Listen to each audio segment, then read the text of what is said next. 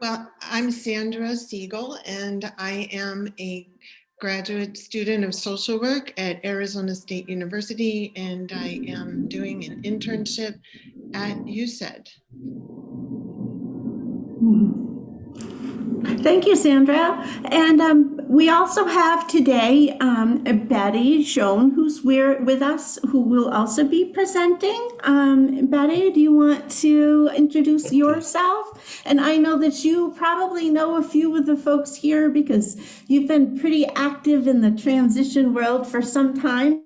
So we're really excited to have you here. Yes, it's exciting to be here for me. I see lots of names I know. And I work for vocational rehabilitation. I'm a transition specialist serving 9 counties, and so excited to share information with all y'all today. So thank you so much for having me. And as you folks know, my name is Wendy Warren. Many of you have been here before. If there's anybody that's new, I'm the statewide coordinator for the project, Career Pathways to Arizona's Future. What that is it's a collaboration with vocational rehabilitation, where we're working to be able to help youth get into the workforce. And hopefully a number of you folks will end up following suit after gaining the information that you have been going by attending all of our webinars. So today, our topic is going to be about the ADA and self-disclosure. And I know that probably you folks have heard about the ADA in very basic terms. What it is it allows you to be protected. It protects your rights as you're moving forward and looking for work, or just navigating the world in general, because it protects persons in many different areas of their life, whether it be communication, transportation, education, employment. So there are a lot of different areas that it focuses on, in housing, independent living as well. And then the other portion of this, which we'll be discussing, is about self-disclosure. We've talked a little in the past about sharing information, and today we'll go into a little more detail about when it's okay to talk about the fact that you have a disability, and when is it probably not the best time in order to share that information. Okay, so at this point, Jeff, can you move the slide? Thank you. And at this point, let's see. So what is the ADA? The ADA stands for the Americans with Disability Act. Okay, and it became law in 1990. And as I had mentioned, it is there in order to protect you folks, all of us, everybody, from being discriminated against in all areas. And at some point or another, all of us are affected and are able to benefit from ADA, even in the way of, let's say you're going into a grocery store and you have the automatic doors that open when you're going in and going out. That's not something that was always in place. It used to be that everybody had to open and close all the doors. And so it became recognized that we needed to be able to allow folks to be able to easily get in and out of places. So we have those opening doors. Persons in wheelchairs, it's a lot easier. However, all the rest of us are able to benefit from that too. We have hands full with bags and groceries and carts. We're able to get in and out. So even though there are a number of different accommodations that are out there to help persons with disabilities, we're all able to benefit from those in some way. Okay. Let's see. So next slide, please. Thank you. And we're going to have Sandra speak to the next slide. And I know we're working on that. No problem. Okay. So Thank you. what do you need to consider when you want to tell about your disability at your interview or your job? What do you want to be the outcome? Why do you want to tell about your disability? So, for example, at your job, maybe there's something that's stopping you from doing your job and you need an accommodation. So that would be an appropriate time to disclose your disability. But you use your judgment, and it's really a personal decision. You can ask other people who have your disability or a similar disability what they said in the interview or at their job. Sometimes during the interview, your interviewer can ask you what your weakness is. It never say that your weakness is your disability, and never apologize for your disability. And a good example of a way to answer that question is to say that your weakness is you have trouble saying no to more work or more projects. Or another example of a good answer is that you pay too much attention to detail. And it's always a good idea to add to your answer that steps that you are taking for self-improvement in those areas. And does anybody have any questions? No? Okay. And feel free to raise your hand or enter any comments in the chat. We've talked for a couple of minutes here, and we may have jogged, some questions from you folks. So as always, we want you to feel free to be able to, jump in and let us know what your questions are. Michaela has her hand raised. Perfect. Excellent. It is Go a ahead, full. Michaela. Go ahead. Thank you, Kyle. It is a full like future job that you want to be in. Yes, for a future job that you want to be in.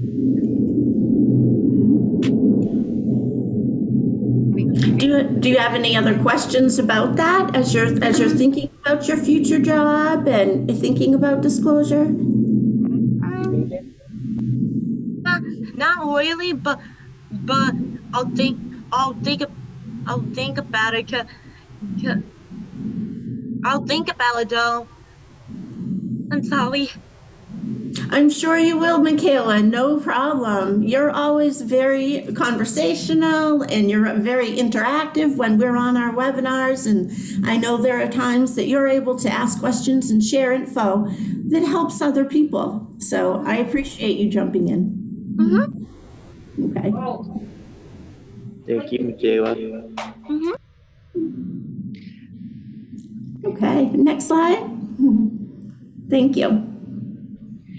So it's very important to focus on the positive so that you have more control and confidence at your interview and your job.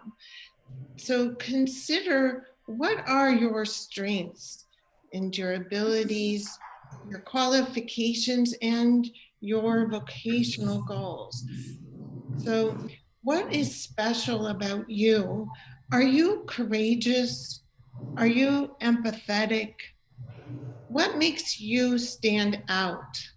Are you honest? Are you a hard worker? Are you reliable? Why are you ideal for this job? And what are your goals that are related to this job? Are you an amazing speaker? Are you an excellent writer? What are some of your personality qualities that an employer would care about? For example, are you very caring about other people? Does anybody want to reword that, or does anybody have any thoughts about that? Michaela, I see your hand up. So when I am focusing on my confidence is like I'm an artist and also a reader and a write a writer too. Mhm. Those are all very important aspects and items to know about yourself and to remember about yourself, right? That you're a good reader, writer, and artist.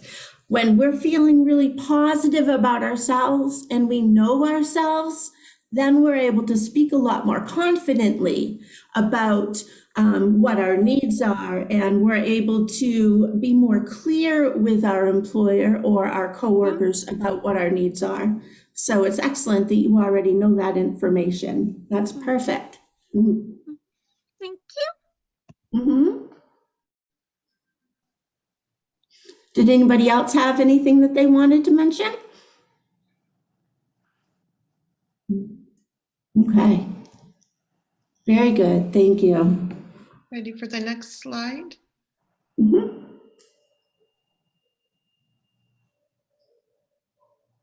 So at this point, we have a Menti, and what we're looking for you guys to be able to do is we want you to feel confident, as we stated, and strong about what it is that you can bring to any job. When we talk about going to an interview, that can be really nerve-wracking. And I know we've talked about interviewing in the past, right? And if you're feeling really confident and strong about what you're able to do, you're going to be able to speak to that a whole lot easier when you're in that interview. So we were hoping that you guys would kind of list what some of your different skills and attributes are that you can bring to the job. And you can put those in the chat box as well. Jeff is great. He's right there just giving that reminder. You know, you can write it into the chats or raise your hand. We also have the Menti. And you've got the code 1676 12 and 3 once you go to menti.com. I know that you guys are pretty skilled at this. Mhm.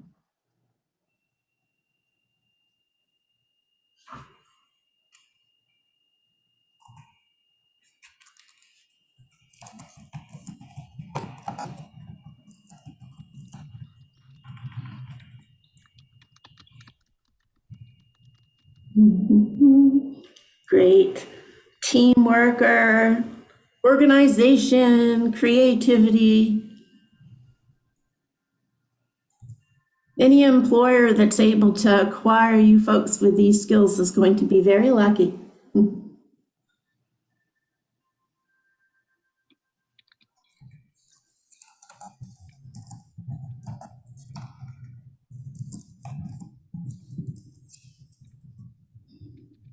In the chat, we have somebody that stated being respectful is something that they're very good at. Being helpful, responsible, flexible.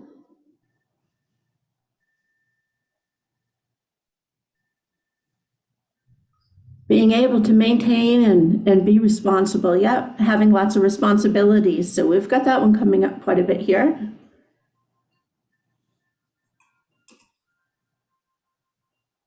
Being honest. Yes, Jaden says honesty is something that that is a really good quality.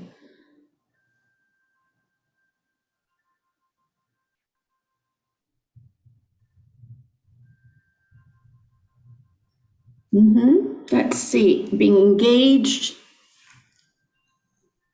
So an employer is very much going to be happy with an individual who is really engaged in what's going on. That's something that's necessary for most any position out there. Kindness, staying on task, being on time. I'm reading them as they're going into the chat here for everybody as well.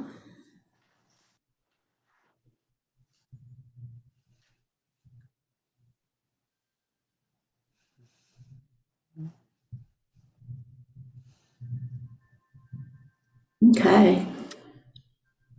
Thank you, guys. We appreciate you taking part in that and being able to share what wonderful characteristics you all have. What a team. Michaela, did you raise your hand real quick?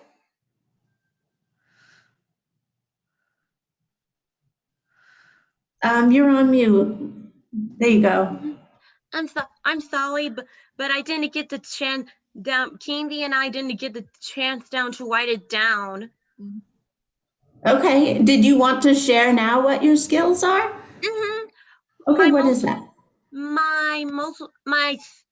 My skills are reading, drawing, and writing. Mm-hmm.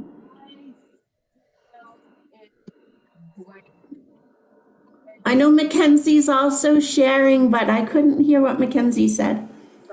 Sorry.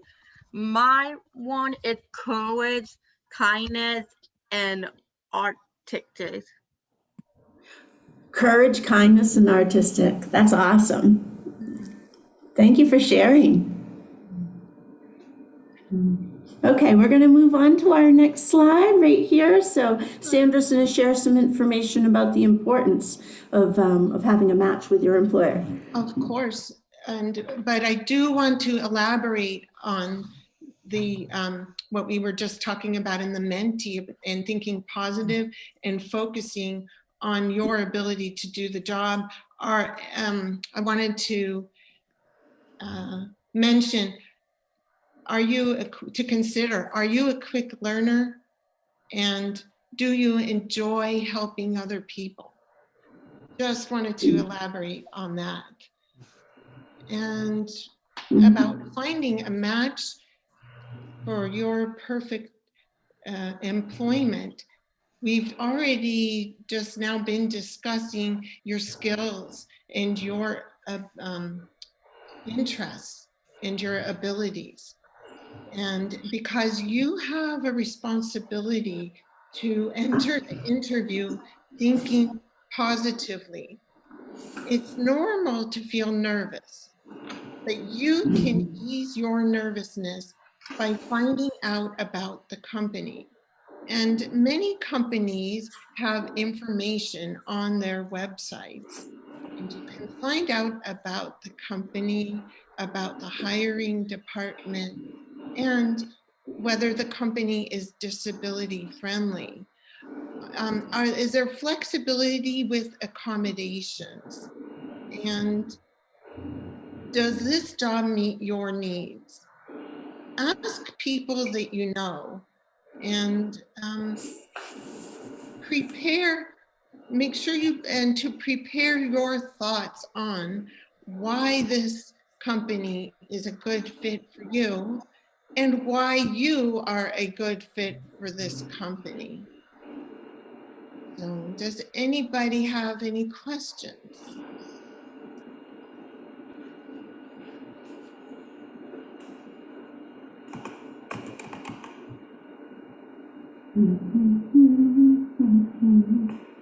Kyle, did I see that your hand is up? Or maybe you were just moving your monitor?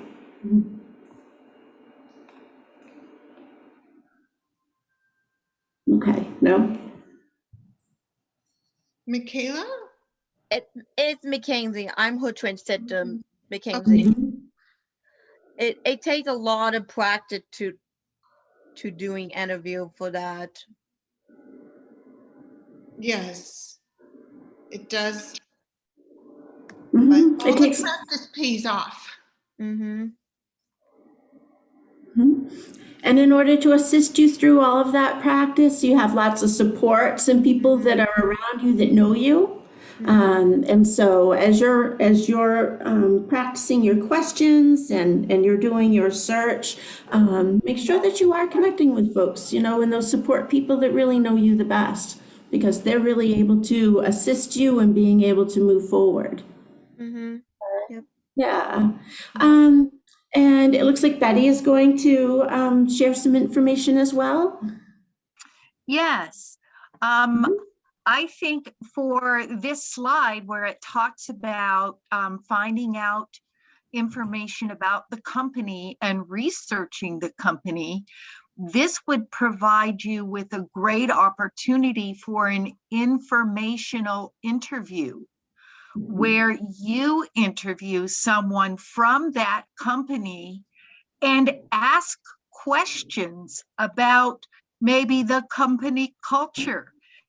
Ask about what's the work environment like?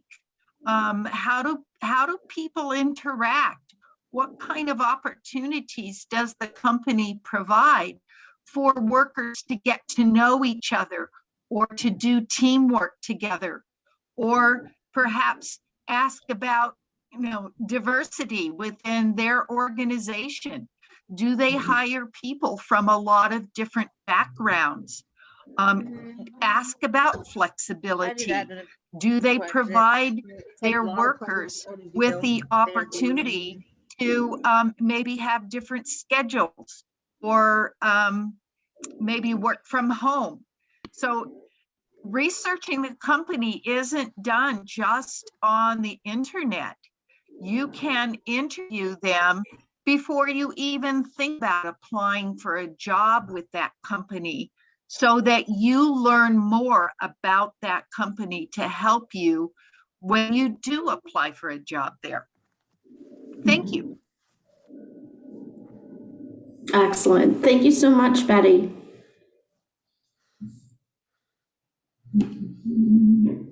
So I'm curious, do we have anybody right now who is participating, who's watching, who has actually applied for a job and had to speak about or request for accommodations in any way at all? Dylan is nodding his head yes.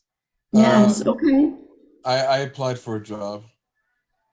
Okay, are you able to share any information with the others that are listening about that process and like what did you, how have you dealt with the situation?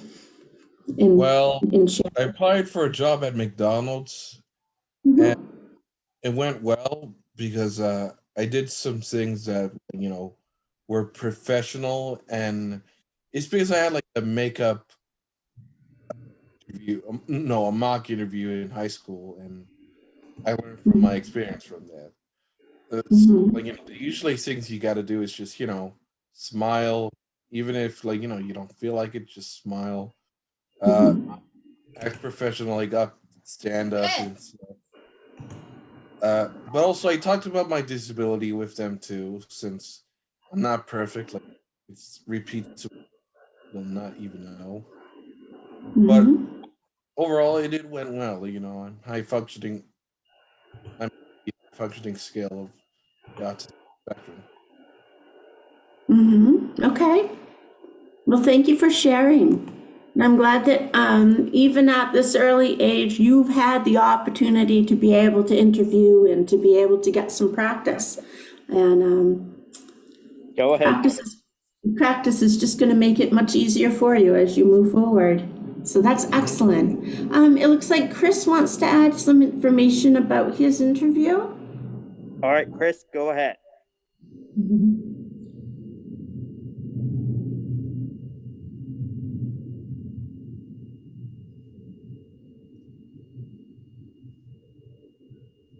Chris, we can't hear you with your mask on. I'm not sure if you're sharing right now, but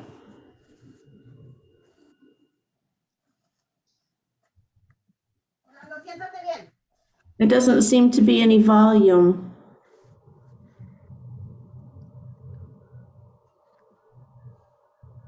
No, maybe you can type it into the chat box for us.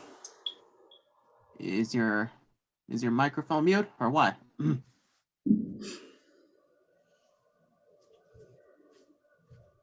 Yvette. No, we can't hear you. So why don't we're gonna move ahead. Folks that are not speaking, if you could please mute your microphone. And we're going to move ahead to the next slide, please. And we're going to catch you, Chris, when you get your mic working, or you can put it into the chat for us. Okay, thank you.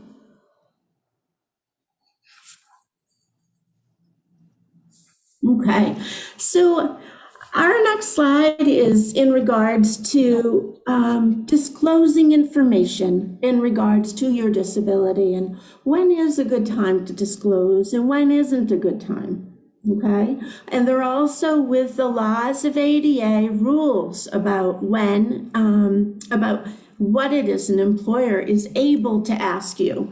There are a number of different laws that, through the ADA, there are questions that an employer is not able to ask you about in regards to your disability. So we had just a couple of suggestions that we listed on here on when not to disclose. So on your resume, you certainly don't want to, there's no reason to put anything on your resume in regards to your disability. During the interview, not necessary at that point. You wouldn't need to disclose anything. You're applying to that job because you know that you have the skills and the abilities to do it. And as long as you have the ability and the knowledge to do that job, then you're able to get hired for that position without being asked about what accommodations are needed, okay? And then times that you may want to consider disclosing would be, let's say you have that job, you got the job, but you're recognizing the fact that maybe your shift is starting early in the morning, okay? Let's say that you have to work from 5 to noon, right? Or 5 to 2, and it's early morning. It might be that your disability makes it very difficult to get up first thing early in the morning and be able to complete your job. Possibly there's medication that you're taking and you really need to have your morning a little more sleep in order to allow for that medication to take effect, so that when you're up and you're ready for work, you're going to be able to do that job. Asking for a change in shift or asking to have your shift flexibility and changed a little bit is okay to do. That's an accommodation. And there's a possibility that an employer is going to allow for that. You also can disclose when you have a pretty good idea people are in your corner. Let's say what we mean by that is you're on the job, you're getting to know folks, right? And you have your coworkers and you want to be a part of that team. And one of the pieces when we're working is really to kind of get to know folks, right? So you may find that as you're getting to know people, that there are persons that you want to open up to a little bit. You can share that information. We just want you to know that you have to be careful of that disclosure, because there are times that people are going to be treating you differently as a result, or that there could be, you could be perceived differently than who you really are and what you've been showing them, okay? So in that case, you really want to be able to think about who is it that is the right person to talk to and to share this information with. It's kind of like when you're making friends, right? And you're kind of figuring it out, is this somebody I want to hang around with? Are they a good person? Or maybe it's best that I, not be associated with them. So when you're trying to decide about disclosure, you kind of want to think about those same ideas. It's what is it that is, or who is it that's there on staff that maybe you can connect with. Let's see. I know that we had some other, do we have any questions here in the chat? I thought I saw some things popping up while I was sharing, so I want to make sure I don't miss those. So we have somebody asking, do you ever do mock interviews to get your consumers ready for interviews? So yes, mock interviewing is a very, very helpful way for folks to be able to prepare for work because you're practicing that interview. You've got all your interview questions that, there are lists that you can get of questions that are typically asked at an interview. And you want to really practice what those answers are. So mock interviews are a great way to be able to do that. Let me see what other comments. Yes, and Betty had commented on that. Thank you so much, Betty. So mock interviews means practice interviews. Thank you for that question, Chris. So a mock interview is a practice interview. It's not with that employer necessarily, but it's with somebody else that you trust that's going to be able to assist you. Okay. I've even worked at places where we would set up times with employers and allow for our youth to be able to go in and just do that practice interview with a real employer on site in the office, so that you're getting kind of all those jitters out and you're able to really get that practice in, so that it's very much similar to what you've to what your job interview would be. Okay. Let's see, next slide, please. And it looks like Dylan has a question or a comment. Okay, excellent. Dylan, feel free to go ahead.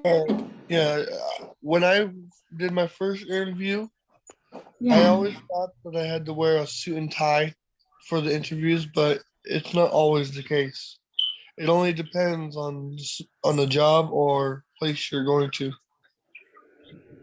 that's right. You're absolutely right, Dylan. Good point. As we're talking about interviews, that certain times a suit and a tie isn't going to be appropriate, If you are going to be working in a business office, like in maybe a finance, like at a bank, or something to that extent, a real professional position, then yes, absolutely, a suit and a tie, that's probably what you would wear to an interview. But other than that, let's say that you're going to an interview and it's going to be, let's say you're going to be working at a grocery store, right? You're not necessarily going to be going into that interview with a suit and tie, but you're going to be wearing something that's going to be clean clothes, very good clothes, like your dress up, your good dress up clothes that are casual dressy, but maybe not, a suit and a tie, fancy. Yeah, for like a grocery store, I wouldn't recommend wearing shorts. You should wear some pants and a shirt.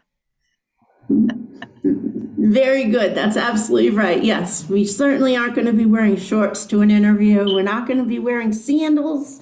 We're going to be, covering ourselves up, and you want to go to that interview matching the way you see other people working. You've got other employees. What you should probably be wearing based on what you're seeing most of the other people there and what they are wearing, right? Yeah. Yeah. Very good. Business casual. Yes, thank you, Jeff. That's what it's called. I knew that there was a name that I wanted and I couldn't come up with it. So a nice button-up shirt, pants, not jeans, good shoes. Okay. So our next slide on Jan, Betty is going to be sharing information with us on that. Oops. On one slide back. Thank you. So the Job Accommodation Network is a really great resource for everyone. It was created as a kind of a one-stop shop for employers, for job seekers, for people who are already employed, and for people who help job seekers find employment. It enables you to search for information about accommodations, about different disabilities and how they might impact an individual at work. And it provides all kinds of resources for all of those people that it serves. So for employers, for employees, for job seekers, for employment professionals.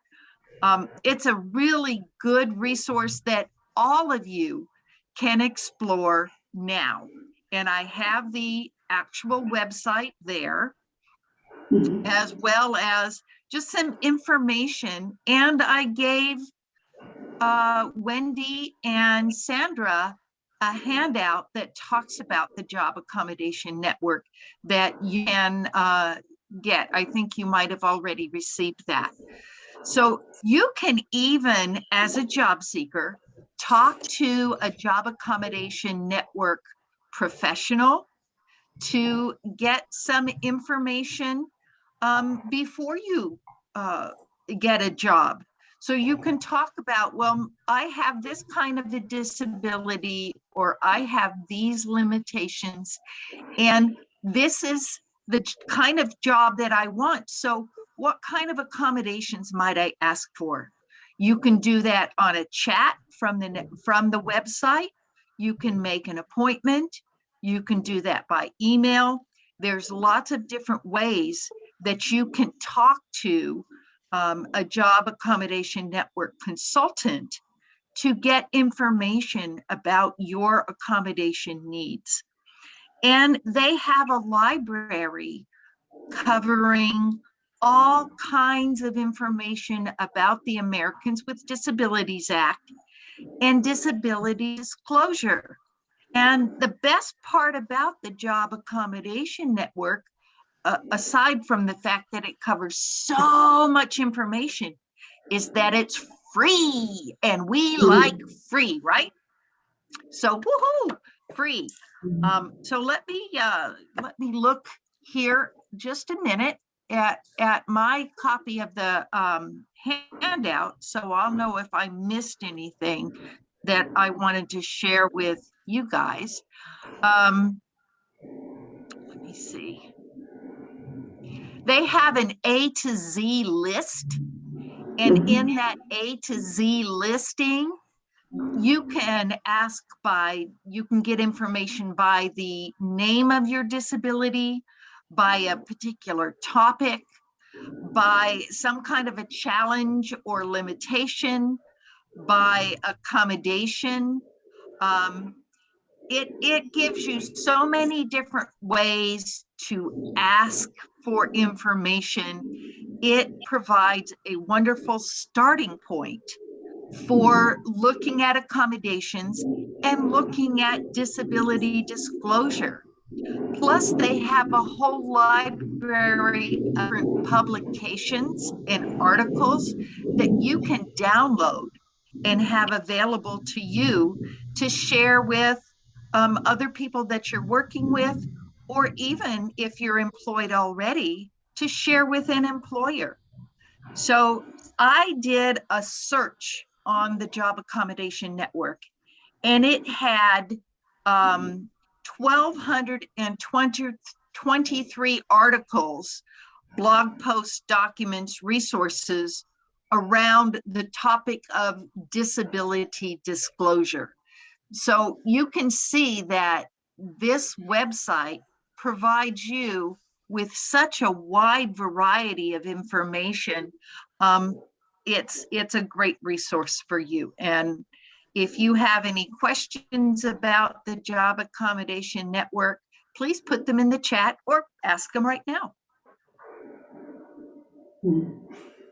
Thank you so much, Betty. I love the fact that the website does allow youth to be able to go on and look up their disability. Let's say that we have somebody that doesn't really have enough information about their own disability because they're just starting to learn how to be able to navigate the world, right? Because we've had parents doing that all the time, and now we're doing it for ourselves.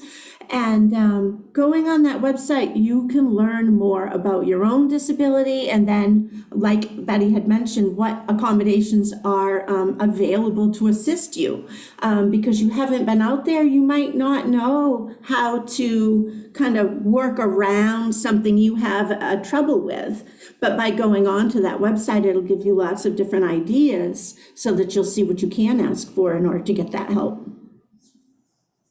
And they are very, very friendly, user friendly. And so it isn't like a company that, you know, you're going to try to get in touch with them and you end up on the phone and all kinds of different lines and a recording. You'll actually get people who you can talk to. And it is easy to navigate. Can I say something? Sure. Like, you know, I know this, but is there any law or, like, you know, any amendment to protect people of disabilities from like straight discrimination? Because I feel something like that exists, but I'm not really quite sure.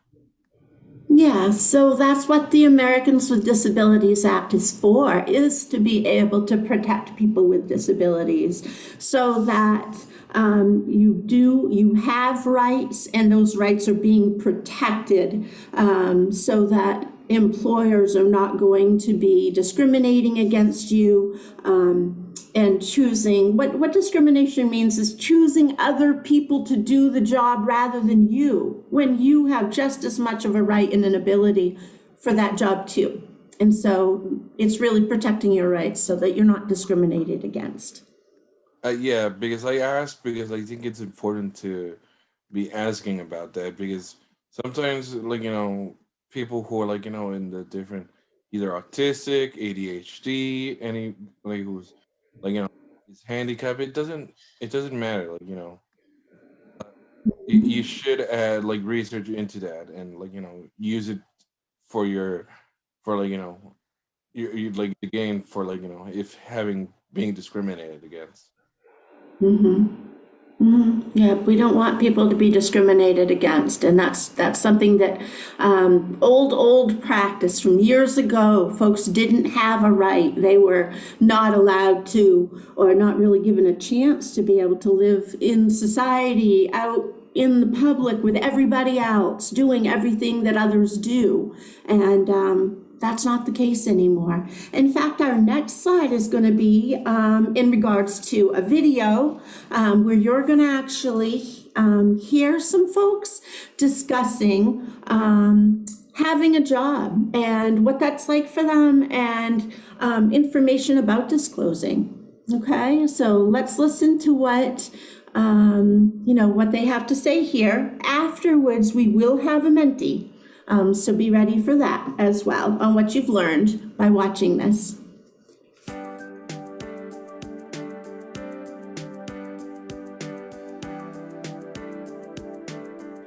Disclosing your disability is a very personal decision. It means making an informed decision when or if to tell someone about your disability. Your decision will affect you at work, in your social life, and at school. I am taking classes for early childhood education so I can get my certificate in early childhood development. I disclosed my disability when I started college because I knew that it was going to be way different than high school, and I wanted to have a good start on my college careers.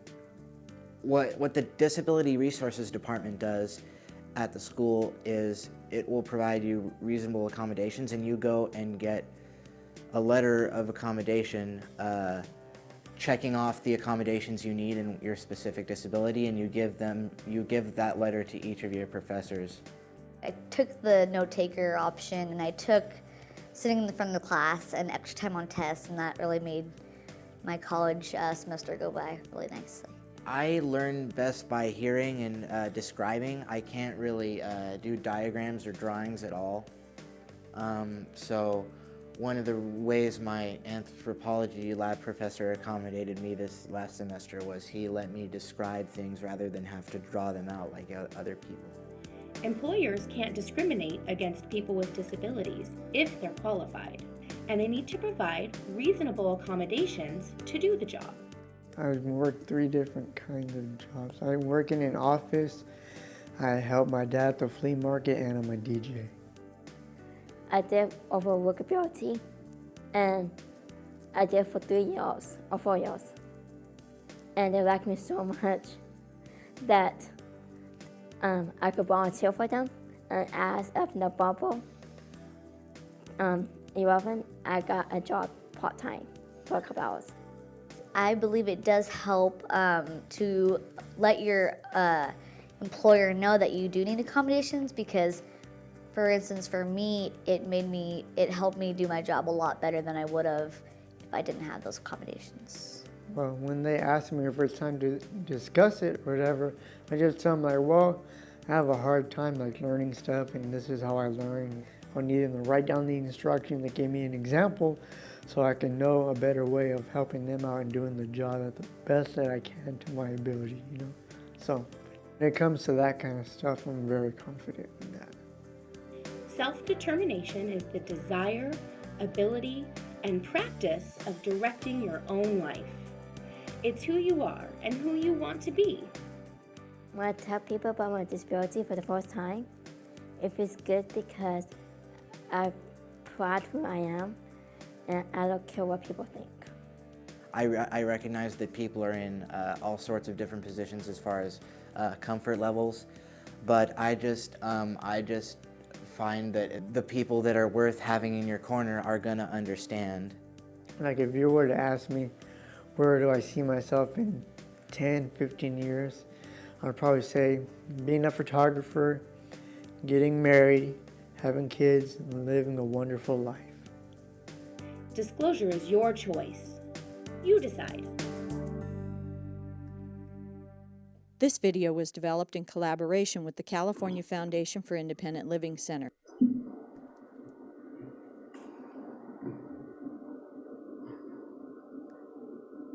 Okay, excellent. Thank you so much, Jeff. And so now we're going to be going into another Menti that is going to share. We're going to have you guys list some information that you just learned. I want to know, what is it that did you learn about, or what is it that you saw in this video which is going to be helpful to you as you're moving forward? What kind of stood out to you?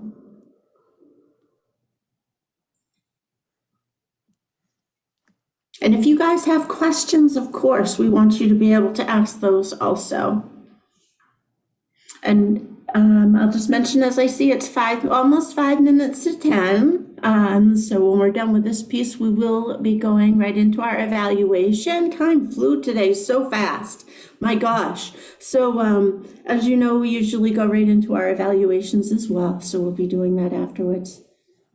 And we're not going to be doing a focus group today. And so we're going to be ending after our webinar today. Excuse me? Yes, please. I wanted to let everyone know the type of job that I actually got. Is that okay? Sure. People can type in what they just learned about this while you're sharing. So what is it that you have for a job?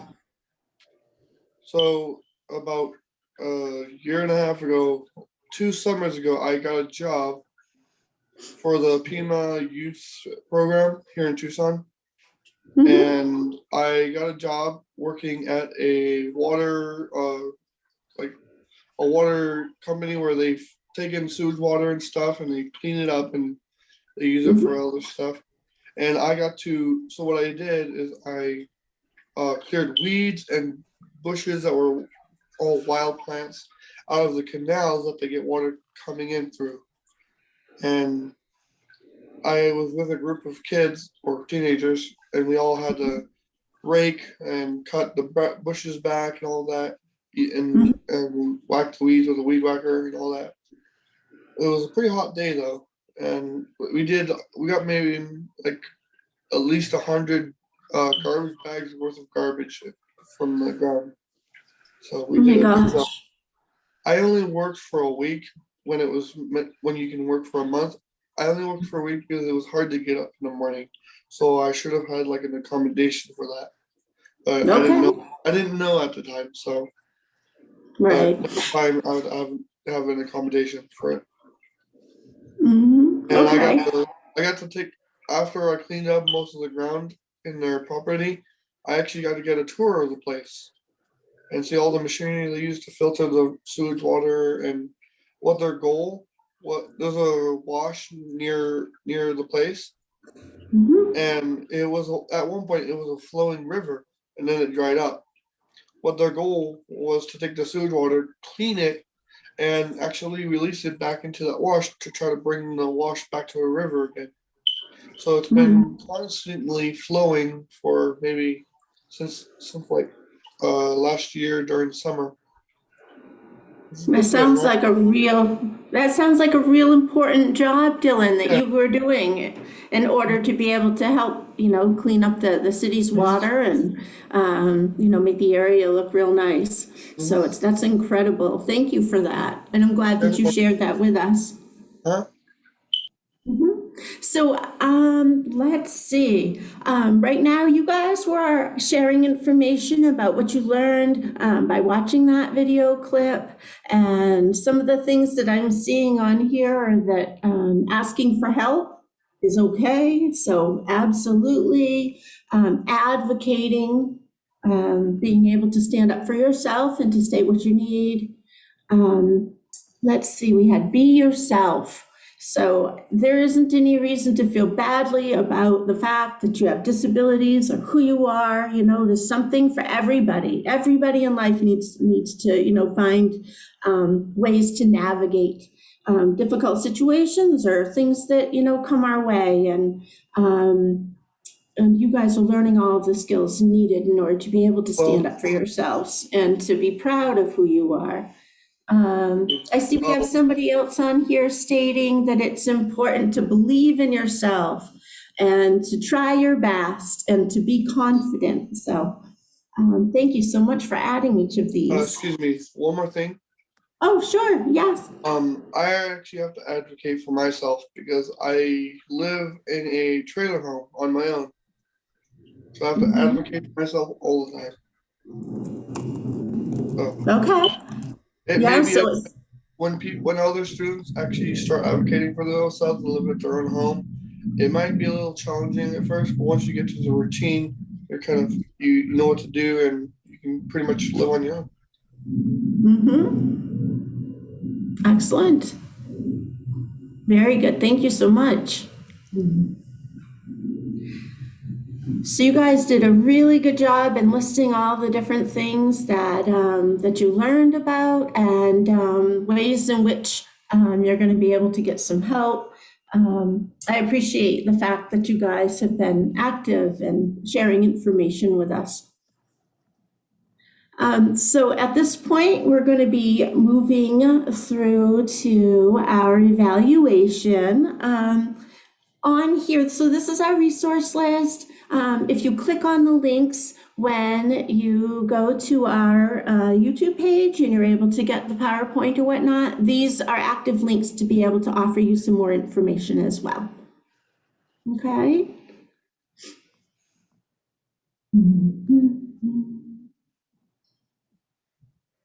So thank you all so much. I'm so glad that you are here today.